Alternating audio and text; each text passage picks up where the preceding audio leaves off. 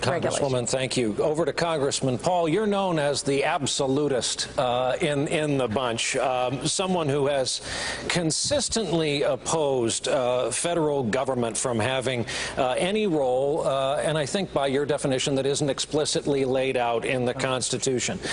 So this makes people curious. Is there a line with you? Where do you draw it? Does this include things like making cars safe, making medicine safe, air traffic control, controlling the jets above our heads? Well, I think in theory, if you understood the free market and a free society, you don't need government to do that. And we live in a society where we have been adapted to this, and you can't just drop it all at once, but you can transition away from it. On regulations, no, I don't believe in any of these federal regulations, but that doesn't mean I don't believe in regulations. The regulation of the marketplace takes care of it. Just think if we had the regulations on the market that dealt with the bankruptcies, that had to go bankrupt. We wouldn't have been able to bail out the big banks and the big corporations and dump on the poor people. Well, so the market would dictate it. You can't commit fraud. If you need detailed regulations, you can do it at the state level, but the federal government is not authorized to nitpick every little transaction. The way they use the interstate commerce clause is outrageous as far as I'm concerned. Well, 30 seconds more for devil's advocate here, because would you then put it on the drug companies to say, no, we're bringing this to market, trust us, it's a fantastic drug. All the pilots in the sky to add to their responsibilities their own air traffic control in an organic way. What I said is theoretically it could be privatized, but who ends up doing the regulations on the drugs? They do as much harm as good. They don't take good care of us.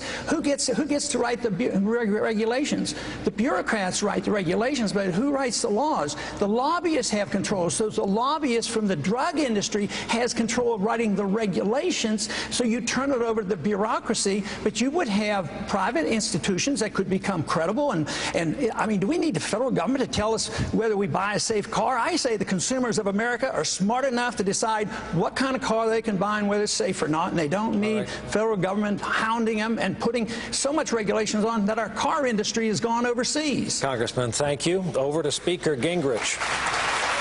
We don't. Thank you. Congressman Paul, another question from a Politico reader. Do you advocate getting rid of the minimum wage? Would that create more jobs? Absolutely, and it would help the poor, the people who need a job. The minimum wage is a mandate. We're against mandates, so why should we have it? No, it would be very beneficial. But I was trying to get your attention a little while ago. There's 8 of us up here. I'm a physician, but you sure weren't going to ask me any medical questions. But I would like to address that just a little bit. First off, you know, the governor of Texas criticized the governor of Massachusetts for Romney Care, but he wrote a really fancy letter supporting Hillary Care, so we probably ought to ask him about that. But mandates, that's what the whole society is about. That's what we do all the time. That's what government does. Mandate, mandate, mandate. And what we talk so much about the Obama mandate, which is very important, but what about Medicare? Isn't that a mandate? Everything we do is a mandate. So this is why you have to look at this at the cause of liberty. We don't need the government running our lives. And I do want to address the subject of $2 oil or gasoline, because I can do much better than that. I can get you a gallon of gasoline for a dime. Thank you, Congressman. Well, now I got to finish the sentence. You didn't give me time before. I can These get are you rules that all of you agreed to that Brian and I will try to Let's hear that, yeah. Finish the sentence or you're all done. Okay, I'm going to finish the sentence then. Please. Okay, you can buy a gallon of gasoline today for a silver dime. A silver dime is worth $3.50. It's all about inflation and too many regulations. Now, Governor Perry, I saw you nod your head. Done. I saw you nod your head, Governor Perry, at the answer on the minimum wage that would create jobs. Do you agree with that? I actually was nodding my head when he said that I wrote a letter to Hillary, and we were hoping that she would be able to come up with something that would not leave the agricultural men and women, because I was the agriculture commissioner at that particular point in time. We had no idea it was going to be the monstrosity that's known as Hillary Care. Speaking of letters, I was more interested in the one that you wrote to Ronald Reagan back and said, I'm going to quit the party because of the things you believe in. Oh, I need an answer on that. It had... You've got a 30-second rebuttal time. I strongly supported Ronald Reagan. I was one of 4 in Texas, one of 4 members of Congress that supported Reagan in '76. And I supported him all along. And I supported all his issues and all his programs. But in the 1980s, we spent too much, we taxed too much, we built up our deficits, and it was a bad scene. Therefore, I support the message of Ronald Reagan. The message was great, but the consequence, we have to be honest with ourselves. It was not all that great. Huge deficits during the 1980s, and that is what my criticism was for. Not for Ronald Reagan's message. His message is a great message. Funny. Thank you. Good. Congressman Paul, we've been talking just now about Governor Perry's rhetoric, but let's talk about his record. Just this morning, your campaign put out a statement accusing him of pushing for bailout money, supporting welfare for illegal immigrants, and trying to forcibly vaccinate 12-year-old girls against sexually transmitted disease. He's your home state governor. Is he less conservative than meets the eye? Much more so, yes. Just take the HPV. Forcing 12-year-old girls to take an inoculation to prevent this sexually transmitted disease. This is not good medicine, I do not believe. I think it's social misfit. It's not good social policy, and therefore I think this is very bad to do this. But one of the worst parts about that was the way it was done. You know, the governorship in Texas traditionally is supposed to be a weak governorship. I didn't even know they could pass laws by writing an executive order. He did it with an executive order, passed it. The state was furious, and the legislature overwhelmingly, probably 90%, I don't know exactly, overwhelmingly repealed this. But I think it's the way it was passed, which was so bad. I think it's a bad piece of legislation, but I don't like the idea of executive orders. I, as president, will not use the executive order to write laws. Congressman. Congressman Paul, this same line, you want to abolish the TSA. What would exist in its place? Well, the airlines are responsible for carrying their cargo and their passengers. I mean, why should we assume that a bureaucracy can do better? And look at the monstrosity we have at the airports. These TSA agents are abusive.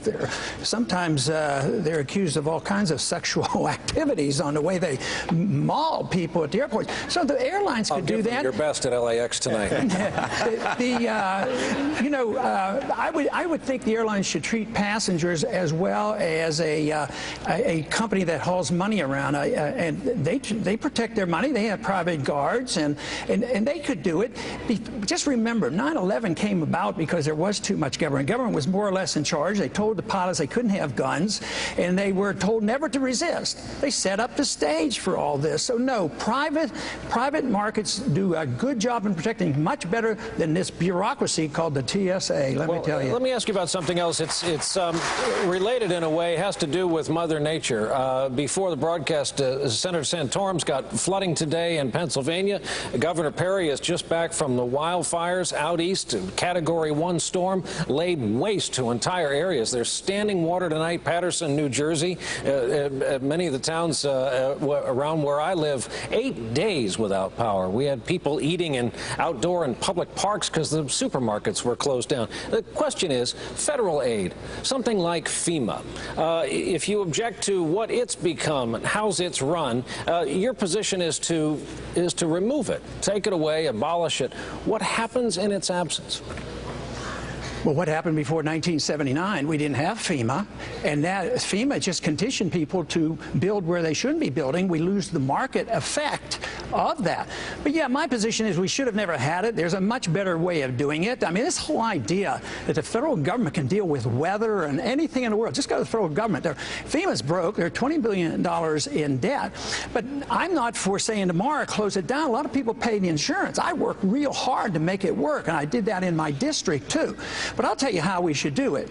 We're spending, believe it or not, this blew my mind when I read this, $20 billion a year for air conditioning in Afghanistan and Iraq in the tents over there and all the air conditioning. Cut that $20 billion out, bring it home, take 10 off the debt, and put 10 into FEMA or whoever else needs it, child health care or whatever.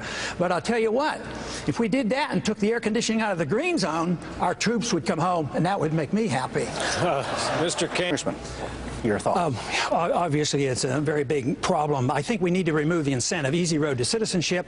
Nobody has mentioned the fact that they qualify for benefits as well, you know, the welfare benefits that we shouldn't have to give. The state of Texas shouldn't be forced to provide free health care and free education.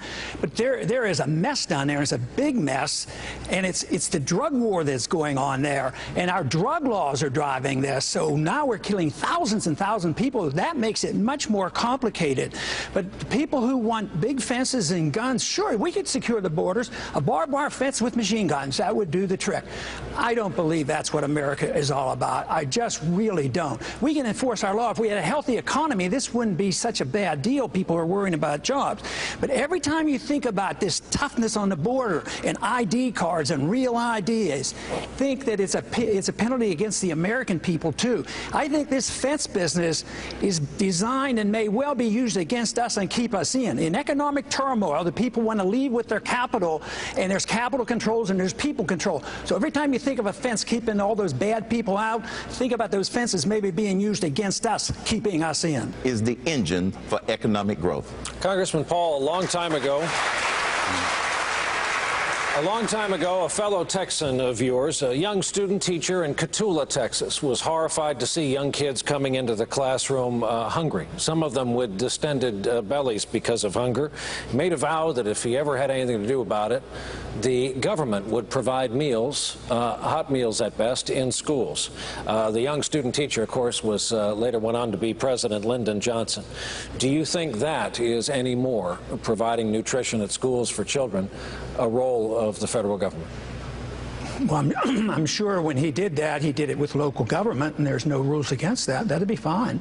So that doesn't imply that you want to endorse the entire welfare state. You endorse all welfare. Anytime I challenge it, you're going to challenge the whole welfare system. No, it isn't authorized in the Constitution for us to run a welfare state, and it doesn't work. All it's filled up with mandates, and the mandates are what we're objecting to. I want to repeal all the mandates, but yes, if there are poor people in Texas, we have a responsibility. I'd like to see it voluntary as possible, but under our Constitution, our states have that right. If they feel the obligation, they have a perfect right to.